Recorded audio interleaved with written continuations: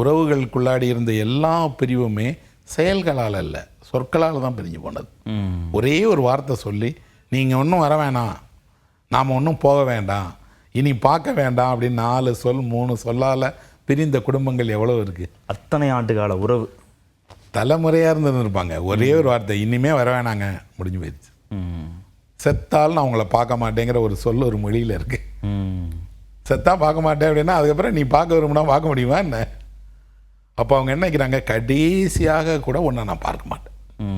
ஏன்னா ஒரு மனிதன் இன்னொரு மனிதனை பார்த்துட்டா நிறைய விஷயம் நடந்துடும் சார். ஏன்னா அதனால தான் என்ன செய்கிறாங்கன்னா, பாருங்க அப்படின்னு பார்க்கும் போது என்ன பண்ணுறாங்க, சேர்ந்து சாப்பிடுங்கிறாங்க.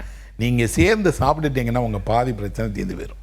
அதனால தான் எல்லா சந்தோஷத்துக்கு பின்னாடியும் இங்கே ஒரு சாப்பாடு இருக்குது.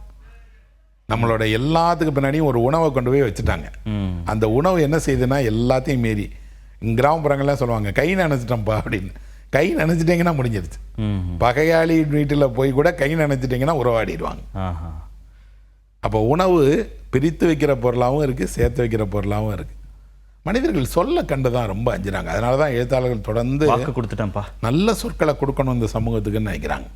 ஏன்னா ஒரு மனிதன் இன்னொரு மனிதனை பார்த்து அவனை கீழே தள்ளி விட்டுட்டீங்கன்னா கூட அவன் மறந்துடுவான். ஆனால் சொல்லிட்டீங்களோ அந்த சொல்ல அவன் மனதில் ஒலிச்சுக்கிட்டே இருக்கு.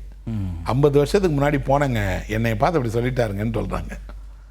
50 வருஷத்துக்கு முன்னாடியே கதவை அடைச்சிட்டேன்லாம் சொல்ல மாட்டாங்க. அப்போது மனிதர்கள் சொல்ல நம்புகிறாங்க, சொல்லால் நன்மை பெறுறாங்க, சொற்கள் தனக்கு வழிகாட்டும் நம்புகிறாங்க.